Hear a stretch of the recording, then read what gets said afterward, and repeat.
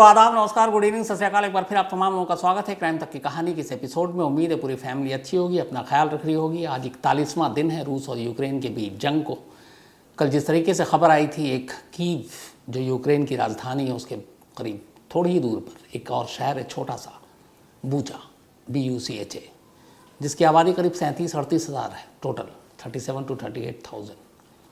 वहाँ पे शुरुआत में रूस ने कब्ज़ा किया था, रूसी सैनिक घुसे थे और इसके बाद वहाँ उन्होंने कत्लेआम मचाया। बाद में यूक्रेन ने फाइट बैक किया, इस शहर को वापस जीता वहाँ के लोकल लोगों की मदद से।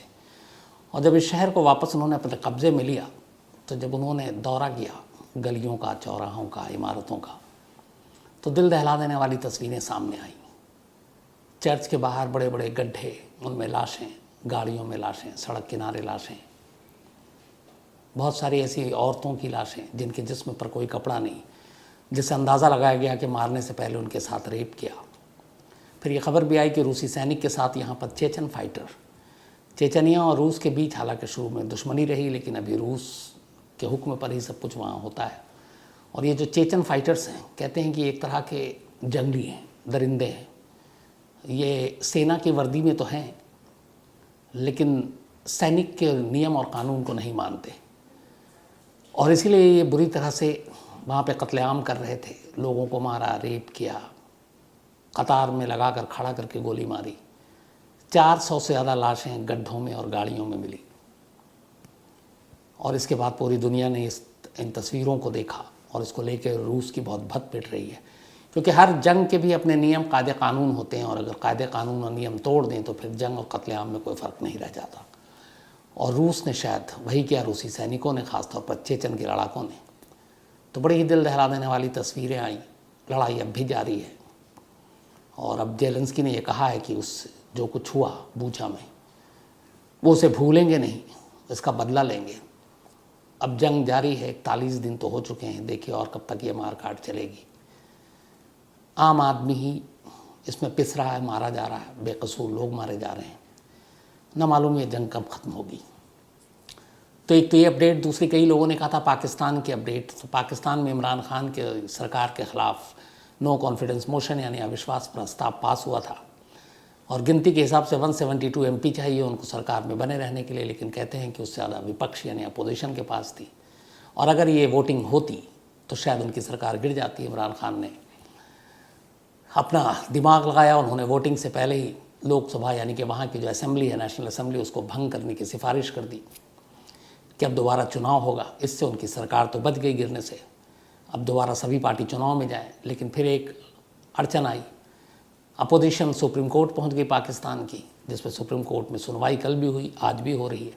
अब फैसला आएगा, सुप्रीम कोर्ट को यह तय करना है कि नेशनल असेंबली को डिसॉल्व करने यानी भंग करने की जो इमरान खान ने सिफारिश की है वो कानून के दायरे में है या फिर नहीं है।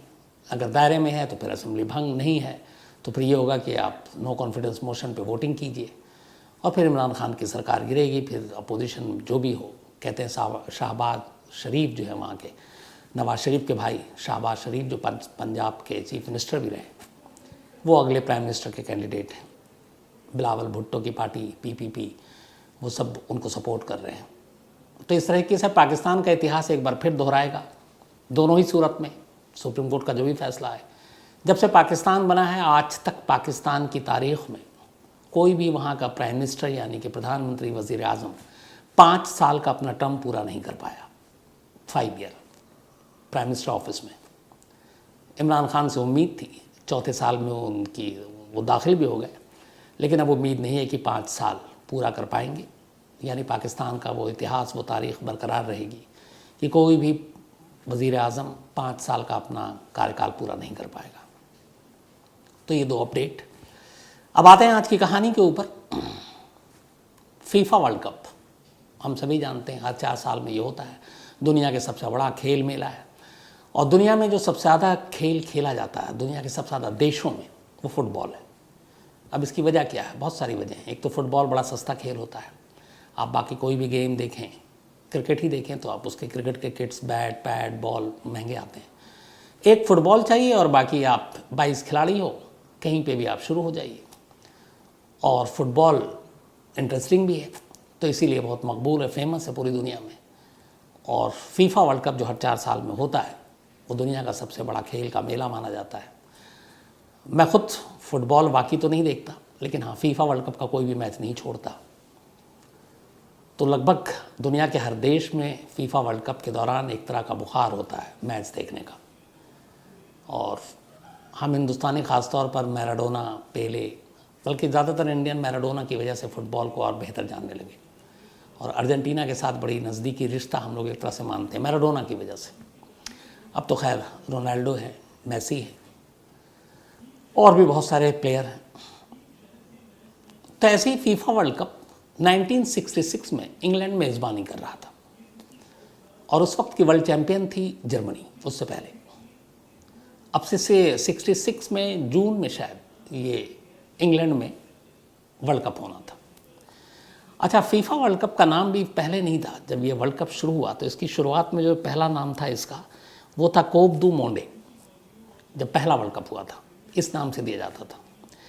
फिर 1946 में इसका नाम बदला गया और 1946 में इसका नाम बदलकर जूल्स रिमेट ट्रॉफी कहा जाने लगा। उसकी वजह ये थी कि जो फर्स्ट वर्ल्ड कप की मेज़बानी और सारी चीज़ें की थी वो जूल्स रिमेट ने किया था। तो उनके इस योगदान को देखते हुए खेल में बाद में फुटबॉल ऑर्गेनाइजेशन ने यह तय किया कि ट्रॉफ़ी उनके नाम पे की जाए। तो 1946 में तक मतलब उस वक्त शुरू किया गया और Jules Rimet trophy world cup जो जीतती थी टीम उसको दिया जाता था। लेकिन 70 के बाद फिर इसको फीफा वर्ल्ड कप कहा गया, नया नाम मिला था। ये जो वर्ल्ड कप है फीफा वर्ल्ड कप, ये करीब 6.25 किलो वज़नी होता है और आप जब देखेंगे कप तो ऐसा लगता है कि 2 हाथ में पूरी दुनिया किसी ने पकड़ रखी है। वर्ल्ड कप की यही इनकी तस्वीर है। 18 कैरेट गोल्ड का बना होता है ये और करीब 6.4 बल्कि 75 किलोग्राम, मतलब 6.25 किलो इसका वेट होता है। फीफा वर्ल्ड कप को लेकर इतनी ज़्यादा एहतियात बरती जाती है कि जो टीम जीतती है इसे सिर्फ उनके खिलाड़ी और कोच को ही इसे नंगे हाथों से छूने की इजाज़त है। इसके अलावा जो नहीं जीतते हैं, जो चैंपियन नहीं है, इसके अलावा अगर कोई फीफा वर्ल्ड कप को टच करता है तो उसको ग्लव्स पहनना ज़रूरी होता है। नंगे हाथों से वो वर्ल्ड कप को नहीं छू सकता और बड़ा ख्याल रखा जाता है इस बात को लेकर। लेकिन अपने इतिहास में ये वर्ल्ड कप 2 बार चोरी हुई। पहली बार 1966 20 मार्च, करीब 3 से 4 महीने बचे थे इंग्लैंड में वर्ल्ड कप शुरू होने में। वर्ल्ड कप का क्रेज़ वहाँ पे इंग्लैंड में आपको पता है बहुत ज़्यादा है और सब कुछ ठीक चल रहा था। हर वर्ल्ड कप से पहले जो कप होता है उसकी नुमाइश की जाती है अलग अलग देशों में। जैसे क्रिकेट का वर्ल्ड कप हुआ था, मुझे याद है, मैंने कुछ फ़ोटो भी लिए थे यहाँ। तब वर्ल्ड कप यहाँ जब इंडिया में था तो अपने दफ्तर में भी लेकर आए थे उसके ऑर्गेनाइजर। तो बड़ा अच्छा लगता है उसके साथ खड़ा होना, तस्वीर खींचना। तो इंग्लैंड के एक म्यूज़ियम में बाकायदा वर्ल्ड कप की नुमाइश की गई थी लोगों के लिए। 1966 की बात है और वेस्टमिंस्टर सेंट्रल हॉल में इस ट्रॉफ़ी को रखा गया ताकि लोग इसे देख सकें। पहला दिन ठीक ठाक गुजरा। लोग आते थे, एक कांच के ग्लास में इस ट्रॉफ़ी को प्रदर्शित किया गया, लोगों ने देखा। नेक्स्ट डे फिर लोग आए, देखना शुरू किया। बहुत ज़्यादा उस वक्त सिक्योरिटी और ये सारी चीज़ें नहीं थी, शायद किसी ने सोचा भी नहीं था कि वर्ल्ड कप की ट्रॉफ़ी को चुरा सकता है, तो लापरवाह थे सब। दोपहर होते होते अचानक जिस शोकेस में ये ट्रॉफ़ी रखी थी उस शोकेस से ट्रॉफ़ी गायब हो गई। वहाँ कुछ लोग थे, लंच का टाइम था, गार्ड सिर्फ 2 थे, वो भी शायद ब्रेक पे चले गए। ट्रॉफ़ी यूं ही लावारिस, अंदर में कोई निगरानी नहीं, कैमरे वैमरे का तब सवाल नहीं। तो अचानक उस शोकेस से ट्रॉफ़ी गायब। थोड़ी देर के बाद गार्ड आए और बाकी अब लोग उस वर्ल्ड कप को देखने के लिए आए। तो सबकी आंखें फटी की फटी, देखा शोकेस तो खाली है, ट्रॉफ़ी गायब है। अब हंगामा मच गया। थोड़ी देर के बाद ऑर्गेनाइज़र को पता चला कि ये क्या है। अब सबके हाथ पैर फूल गए। 3 महीने के आसपास, 3 से 4 महीने के बीच का वक्त बचा था वर्ल्ड कप शुरू होने में और ट्रॉफ़ी गायब। अब ढूंढना शुरू किया गया, गार्ड से बात की गई। गार्ड की उम्र भी उस वक्त करीब 70 साल के आसपास थी जिसको ड्यूटी पे लगाया गया। तो बहुत सारे लूपहोल सब सामने आने शुरू हुए। खबर फैली, अगले दिन मीडिया में और तमाम अखबारों में ये खबरें छप गई इंग्लैंड में। एक अखबार में तो शायद हेडलाइन यही थी वर्ल्ड कप शुरू होने से पहले ही कि England lose the world cup. अब इसका मतलब ये लगता है कि इंग्लैंड हार गई वर्ल्ड कप, जबकि ये ट्रॉफी के लिए था। हेडिंग अच्छी थी लेकिन। तो अब बड़ी अजीब बेइज्जती की बात कि वर्ल्ड कप शुरू होना, उससे पहले वर्ल्ड कप गायब हो गया। अब वर्ल्ड कप की तलाश चल रही है। लोगों से अपील की गई, भाई देश की इज्जत की बात है, किसी ने अगर लिया है तो दे दो, बट चोर इतने शरीफ कहाँ, कोई जानकारी नहीं। अगले दिन इसी फुटबॉल एसोसिएशन के चेयरमैन और एक क्लब वहाँ पे है जिस चेल्सिया, तो इसके ओनर जिनका नाम था जो मियर्स, इनके पास एक गुमनाम खत आता है। नेक्स्ट डे इस वर्ल्ड कप की चोरी होने, यानी 20 मार्च को चोरी हुई और 21 मार्च 1966 की बात है। एक लेटर आया और उस लेटर में एक शख्स ने अपने आप को नीचे साइन किया और उसने नाम लिखा जैक्सन।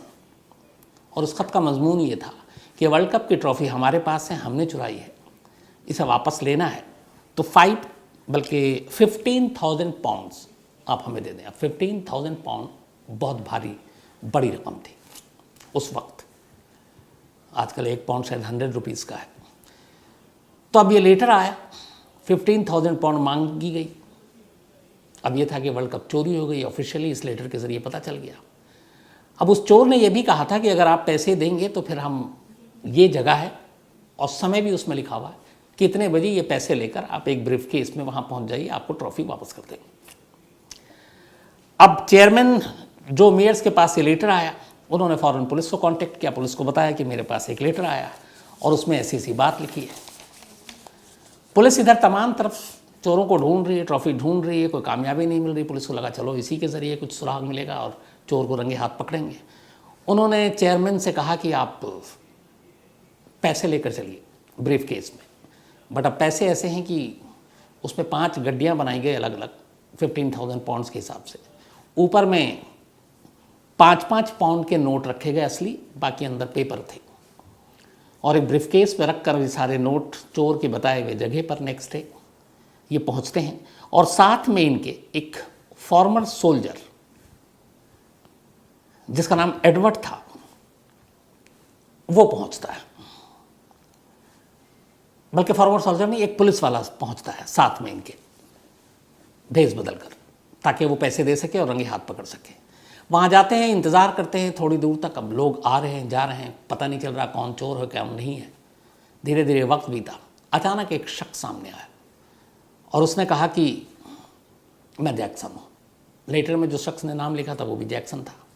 जैक्सन को एक ब्रीफ केस दिया गया, उस ब्रीफ केस में वो नोट था। उसने ब्रीफ केस खोल कर देखा, उसने देखा हाँ पैसे हैं। उसने कहा कब कहाँ है? उसने कहा कब किसी और के पास है, पैसे मिल गए, आपको मिल जाएंगे। तब तक पुलिस को लगा ये निकल गया तो फिर पकड़ में भी नहीं आएगा, लेकिन कप लेकर भी नहीं आया, होशियार था। पुलिस ने डिसाइड किया क्या करूं, उसी वक्त फैसला हुआ कि इसको पकड़ लो। पुलिस ने जैक्सन को पकड़ लिया। पूछताछ हुई तो पता चला कि वो एक फॉर्मर सोल्जर है जिसका नाम, असली नाम जैक्सन नहीं था बल्कि एडवर्ड बैचले था। अब एडवर्ड बैचले से पूछताछ हुई कि तुमने ये चोरी की? उसने कहा नहीं मैंने नहीं चोरी की। तो उसने कहा फिर किसने चोरी की? उसने कहा कि ये एक मेरे साथी ने चोरी की है और वर्ल्ड कप उसी के पास है, लेकिन वो कहाँ पर है और वर्ल्ड कप कहाँ मुझे नहीं मालूम। उसने मुझे ये कहा था कि इस जगह पे तुम जाओ, ये ब्रीफ केस में पैसे होंगे, पैसे लेकर मेरे पास आओ और इसके बाद जब पैसे मिल जाएंगे तो फिर हम कप सही जगह पहुँचा देंगे। अब पुलिस के लिए अजीब सिचुएशन ये कि गया भी, मौके पे चोर भी मिला, लेकिन ट्रॉफी उसके पास नहीं है, किसी और के पास है। अब ये भी खबर छप गई, अब और फजीहत हो रही है। इधर वर्ल्ड कप मिल नहीं रहा है। ऑर्गेनाइज़र को ये लग रहा कि अगर नहीं मिला, वो भी उम्मीद हार चुके हैं, तो उन्होंने कहा कि एक रिप्लिका बनाओ इसकी, एक नकल, ताकि कम से कम ये तो हो कि वर्ल्ड कप तो टाइम पर होगा और जो जीतेगा उसे कप तो देना है। तो उसी का तरह का मिलता जुलता एक नया कप बनाने का ऑर्डर भी दे दिया गया कि इसकी तैयारी करो। अब इधर कप मिल नहीं रहा है। चोर जो पकड़ा उसने जितनी जानकारी दी उसके बाद भी उसके साथी चोर का पता नहीं चल रहा है, कप मिल नहीं रहा। धीरे धीरे वक्त बीता, 1 हफ्ता बीत गया। 1 हफ्ते तक वर्ल्ड कप की कोई खोज खबर नहीं। आखिरकार संडे का दिन 27 मार्च, कप को चोरी हुए लगभग 1 हफ्ते हो गए, 20 मार्च को चोरी हुई। 27 मार्च की बात है। साउथ लंदन में एक जगह है नॉरवुड, इस नॉरवुड में एक शख्स रहते हैं डेव कॉर्बेट। शाम का वक्त था, संडे का दिन, छुट्टी थी। डेव कॉर्बेट करीब 35 साल के, नौकरी पेशा। इन्हें एक फ़ोन करना था अपने किसी जानने वाले को। डेव कॉर्बेट घर से निकलते हैं कि चलो एक फ़ोन कर आते हैं पीसीओ से। अब इनके साथ इनका एक कुत्ता था, डॉगी, जिसका नाम था pickles, white and black colour का, प्यारा सा। तो शाम को, संडे का दिन, छुट्टी, फ़ोन करने जा रहे हैं। उन्होंने कहा कि पिकलेस को भी साथ ले चलते हैं, इसको टहला कर ले आएंगे। अब कॉर्बेट और पिकलेस दोनों घर से निकलते हैं, पीसीओ की तरफ बढ़ रहे। कई बार साथ गए, लेकिन थोड़ी दूर जाने के बाद अचानक उस दिन कॉर्बेट से पिकलेस जो है अलग डायरेक्शन में भागने लगता है। वो उसके पास जाते हैं, उसे फिर पकड़ते हैं, फिर अपने साथ ले जाते हैं, लेकिन वो फिर दूसरी तरफ भागता है। और वो बार बार एक गार्डन में एक कार खड़ी थी गार्डन के करीब, और उस कार की तरफ जाए और चक्कर काटे और फिर आ जाए। कॉर्बेट को पहले कुछ देर तक कुछ समझ ही भी नहीं आया। फिर वो उसे पकड़ें और फिर पीसीओ की तरफ ले जाए, लेकिन पिकलेस मानने को तैयार नहीं। वो जब मौका मिले उनसे छूटे और फिर उसी कार के इर्द गिर्द वो मंडराने लगे। जब कई बार हुआ तो कॉर्बेट को यह एहसास हुआ कि कभी इससे पहले पिकलेस ने ऐसा कुछ किया नहीं है। इसका मतलब ये कोई इशारा दे रहा है। शाम का टाइम था और वहाँ पे कोई था नहीं। तो गुस्सा भी आया कि उनकी बात नहीं मान रहा, लेकिन फिर उन्हें लगा कि इससे पहले तो कभी ऐसा बर्ताव किया नहीं, तो ये माजरा क्या बात है। आखिरकार कॉर्बेट झुंझलाते हुए सही, लेकिन उन्होंने कहा चल के देखते हैं कि ये क्या दिखाना चाहता है। उसके बाद वो पिकलेस के पीछे पहुँचते हैं गार्डन के पास। उस कार के करीब जाते हैं और देखते हैं कि कार के नीचे एक पेपर में लिपटा हुआ कोई सामान पड़ा है। अब इस तरीके से लावारिस सामान, वो चौंकते हैं। खैर वो उसको बाहर निकालते हैं। तब तक पिकलेस उनके पास खड़ा है, हैरान नज़रों से देख रहा है। अब वो पेपर को खोलते हैं। जब पेपर खोलते हैं तो उनको पहली 3 चीज़ें दिखाई दी जाती हैं। एक लिखा था उस पर जर्मनी, एक लिखा था ब्राज़ील और एक उरुग्वे।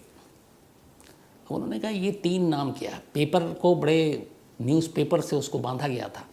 फिर उन्होंने वो सारे धागे और रस्सी और खोले। जब थोड़ा सा खोला तो ये 3 नाम शुरू में दिखाई दिया, ब्राज़ील, जर्मनी और उरुग्वे। इसके बाद उन्होंने बाकी खोला। अब जैसे ही बाकी चीज़ें खोली, उनके हाथ में वर्ल्ड कप की ट्रॉफी थी। क्योंकि ये खबर अखबार में भी आई थी। कॉर्बेट वर्ल्ड कप, मतलब फुटबॉल के भी शौकीन थे। इंग्लैंड में लगभग ज़्यादातर लोग शौकीन हैं। क्रिकेट भी वहाँ पे फेमस है, लेकिन फुटबॉल को लेकर और ज़्यादा क्रेज़ है। तो कुछ देर के लिए तो यकीन नहीं हुआ कॉर्बेट को कि उनके हाथ में वर्ल्ड कप है, जो 3-4 महीने पहले इंग्लैंड में ही होना है, और जो किसी एक टीम के कप्तान और उसके खिलाड़ियों के हाथ में होगा, वो इस वक्त उनके हाथ में है। फिर उन्हें अचानक वो सारी खबरें याद आईं जो अखबार में छपी है कि वर्ल्ड कप चोरी हो गई म्यूज़ियम से। हैरान परेशान, लेकिन एक अच्छे शहरी होने का फ़र्ज़ निभाते हुए कॉर्बेट वहाँ से सीधे फ़ोन करने की बजाय नज़दीक के पुलिस स्टेशन में पहुँचते हैं। पुलिस स्टेशन में जाने के बाद वो कहते हैं कि मैंने वर्ल्ड कप ढूंढ लिया है और ये लीजिए, और टेबल पर रख देते हैं। सार्जेंट सामने बैठा था, वो देखकर खड़ा हो जाता है। उसे यकीन नहीं होता, लेकिन थोड़ी देर में कहानी पलट जाती है। अब सार्जेंट को लगता है कि ये शख्स जो वर्ल्ड कप लेकर आया यही चोर है। अब यहाँ शराफत उल्टा पड़ गया। कॉर्बेट परेशान, कह रहा भैया ऐसा नहीं है, ये तो मेरे पिकलेस जो कुत्ता है वो मुझे बार बार वहाँ लेकर गया, और उसकी वजह से फिर मैं वहाँ गया तो देखा ये पेपर में लिपटा पड़ा है। मैंने देखा, मैंने न्यूज़पेपर में पढ़ा, इसलिए मैं एक अच्छे शहरी होने के नाते पुलिस स्टेशन आया हूँ। सर्जन को यकीन नहीं हुआ। इसके बाद उन्होंने डिटेक्टिव को बुलाया, बोला भाई इसका पूरा कुंडली खंगालो। अब डिटेक्टिव आ गया। शाम वैसी हो चुकी थी, पूरी पूछताछ हुई, उसकी कुंडली खंगाली गई, कहाँ रहता है, क्या करता है। उसके बाद उसके बारे में जब सारी जानकारी इकट्ठा की गई, पता चला कि कोई क्रिमिनल बैकग्राउंड नहीं है, और वाकई इतने बजे घर से निकला था, फ़ोन करने जा रहा था। घर वालों से पूछताछ हुई और पिकलेस साथ में था।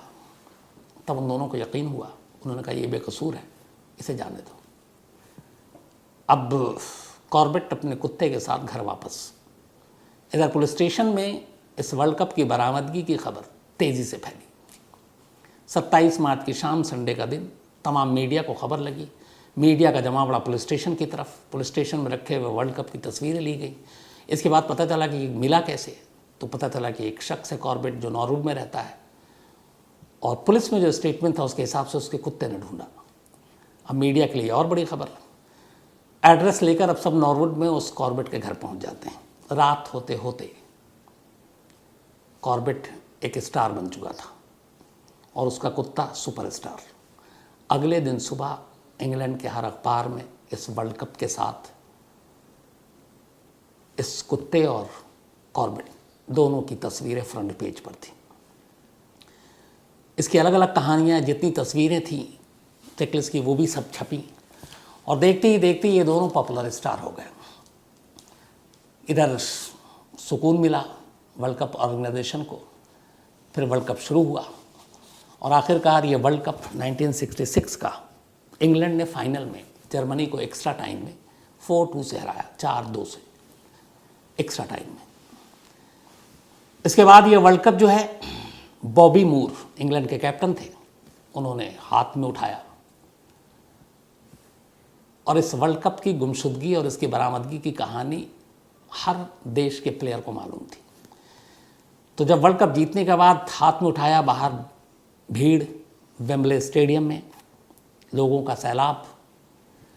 तो इस वर्ल्ड कप के फाइनल के बाद जो पार्टी और जश्न थी, उसके लिए बाकायदा कोबट और पिकलेस, इन दोनों को ख़ास मेहमान के तौर पर दावत दी गई। ये दोनों पहुँचे। कहते हैं कि इंग्लैंड की टीम की जो फंक्शन था उसमें जो प्लेयर्स थे उनकी बीवियों को भी अलग था, उस मेन हॉल में जाने की इजाज़त नहीं थी जहाँ प्लेयर्स और बाकी लोग जश्न मना रहे थे। लेकिन कॉर्बेट और उसके कुत्ते पिकलेस को ख़ास इजाज़त थी। यहाँ तक कि बॉबी मूर ने बालकोनी में इस वर्ल्ड कप को उठाने के बाद पिकलेस को भी हवा में उठाया था, उस कुत्ते को, और पब्लिक की तरफ उसे दिखाया था। बाद में इन दोनों पे इनामों की भी बारिश हुई। कॉर्बेट को करीब 5000 पाउंड इनाम के तौर पर मिला था। 5000 पाउंड उस वक्त काफ़ी बड़ी रकम है, जिससे सरे में उसने अपना एक घर खरीदा, किराए के घर से बाहर निकला। उसके बाद उसे कुछ फिल्मों में भी काम मिला, बाकायदा पिकलेस पे डॉक्यूमेंट्री बनी। लेकिन ये सब कुछ साल भर चला। 66 में ये चीज़ें मार्च में हुई थी। 67 ख़त्म होते होते अक्टूबर या नवंबर में पिकलेस की मौत हो गई और फिर पिकलेस को वहीं दफना दिया गया। बाकायदा उसके नाम और वर्ल्ड कप की खोज उस चिन्ह के साथ पिकलेस को वहाँ दफनाया गया। और बहुत सारे लोग हैं जो आने वाले कई सालों तक पिकलेस की उस कब्र पर जाकर उसे देखते थे कि ये वो है जिसने वर्ल्ड कप को ढूंढा था। तो 66 में यह फीफा वर्ल्ड कप पहली बार चोरी हुई। इसके बाद करीब 17 साल बाद 1983 की तारीख आती है। 19 दिसंबर 1983, 3 बार उससे पहले ब्राज़ील ने वर्ल्ड कप जीता था, तो ओरिजिनल जो कप था वो फीफा के हिसाब से ब्राज़ील को ही दे दिया गया था कि आप रखो, अब हम नया कप बनाएंगे। ब्राज़ील ने ये कप ब्राज़ील की राजधानी रियो डी जेनेरियो में एक बुलेट प्रूफ कांच की अलमारी में वहाँ के फुटबॉल हेडक्वार्टर में रखा था, लोगों के लिए देखने के लिए। बुलेट प्रूफ था, लेकिन कांच जिसके अंदर ये फीफा वर्ल्ड कप था, लेकिन उसका पिछला हिस्सा लकड़ी का था। 19 दिसंबर 1983 को किसी ने उस लकड़ी के हिस्से को हथौड़ी से तोड़कर उस वर्ल्ड कप को जो ब्राज़ील ने जीता था, जो रियो डे जेनेरियो में उनके मुख्यालय में रखा था, वहाँ से वो वर्ल्ड कप चुरा लिया और चुरा कर ले गए 1983 में। करीब 39 ईयर्स हो गए हैं आज 2022 में। ये वर्ल्ड कप आज तक नहीं मिला जो फुटबॉल हेडक्वार्टर से चोरी हुआ था ब्राज़ील के। इसको लेके बहुत तलाश हुई, ढूंढा गया, इनाम का भी ऐलान किया गया। चोर से भी कहा गया कि जिसके पास है वो लौटा दे, हम उसे भारी भरकम इनाम देंगे, उसे माफ़ी भी दे देंगे। लेकिन चोर भी इतना शरीफ नहीं निकला, उसने लौटाया नहीं। 39 साल हो गए आज तक ब्राज़ील से चोरी हुआ 1983 का ये वर्ल्ड कप बरामद नहीं हुआ। इसके बारे में कहते हैं कि जिसने भी चोरी किया, शायद उसने इस वर्ल्ड कप को सोने के लालच में गला दिया। और चूँकि 18 कैरेट गोल्ड और करीब मैंने बताया 6.25 किलो वेट, तो लालच में इसको गला दिया सोने के लिए। हालांकि कहते ये भी हैं कि अगर वो ना गलाता, ना लालच करता, तो जितनी कीमत इस 6.25 किलो सोने की थी, शायद इससे 100,000 गुना ज़्यादा उसे पैसे मिल सकते थे। लेकिन उस चोर में भी शायद सब्र होगा कि इतने ही में कर लो, इसीलिए उसने नहीं लौटाया। या ये भी हो सकता है कि वक्त से पहले उसने इसे गलाकर सोना निकाल लिया। तो ये फीफा और या वर्ल्ड कप के साथ दो ऐसी दास्तान थी चोरी की। एक जिसमें एक कुत्ते ने इसे तलाश किया, और दूसरा 39 साल में इंसान इसे ढूंढ नहीं पाया। आज की कहानी में इतना ही, लेकिन कहानी ख़त्म करूं उससे पहले अपना सिलसिला। आज शाहीना फरहा, इनका जन्मदिन है, हैप्पी बर्थडे शाहीना। शैलजा का भी जन्मदिन है, और इंदु सरकार जी ने कनाडा से भेजा है, इनकी बेटियां हैं, तो हैप्पी बर्थडे शैलजा, मैंने मेल भी किया था। रतिराम प्रजापत, इनका भी आज जन्मदिन है, तो हैप्पी बर्थडे रतिराम जी। केसी साहा, कल है इनका बर्थडे, तो एडवांस में हैप्पी बर्थडे केसी साहा साहब। इसके अलावा कंचन मोरधानी, इनका भी आज जन्मदिन है, ये जूनागढ़ गुजरात से हैं, हैप्पी बर्थडे कंचन जी, और थैंक यू सो मच आपके इस प्यार भरे मेल के लिए। इसके अलावा डिंगली और हिरेन, इनकी एनिवर्सरी है, तो आप दोनों को बहुत बहुत बधाई, आपकी एनिवर्सरी डिंगली भी और हिरेन जी, आप दोनों को। Javed Alam, thank you so much आपके मेल के लिए, और 3 स्टोरी की इन्होंने एक साथ फरमाइश की है, मैं कोशिश करूँगा ज़रूर पूरी करूँ। इसके अलावा वादिया अभिषेक, एक स्टोरी की फरमाइश इनकी है। विक्रम कुमार प्रुस्ती, इसके अलावा मोहम्मद कैफ, हिना असगर पाकिस्तान से, थैंक यू सो मच आपके मेल के लिए। गणेश न्यूयॉर्क से, इसके अलावा अमित प्रसाद जमशेदपुर से, विशु चौधरी, और इसके अलावा अविनाश रॉबर्ट, और भी 1-2 लोगों ने कहा कि कल की कहानी मैंने पहले भी सुनाई है, 1-2 साल पहले, बट मुझे लगता नहीं है मैंने सुनाई है, लेकिन इसे कंफर्म ज़रूर करूँगा एक बार, हालांकि मुझे लगता नहीं सुनाई है मैंने। गौरव विनोर, ये गुस्सा है मुझसे, पता नहीं क्यों, शायद इनकी कोई फरमाइश पूरी नहीं की अभी तक। विश्रांत सिंह टोरंटो से हैं, इसके अलावा सरफराज खान हैं दुबई से, अशरफ शेख, राजीव प्रजापति, राकिब मेनन, इसके अलावा सिद्धांत त्यागी, थैंक यू सो मच आपके मेल के लिए और स्टोरी की भी फरमाइश की, और आरिफ हुसैन। तो आप तमाम लोगों का शुक्रिया, और जो भी कहानी की फरमाइश है वो भी जल्दी पूरी होगी। आज कहानी में इतना ही, अब आपसे मुलाकात होगी कल रात 9 बजे किसी नई कहानी के साथ, तब तक अपना ख्याल रखिएगा। Thank you very much.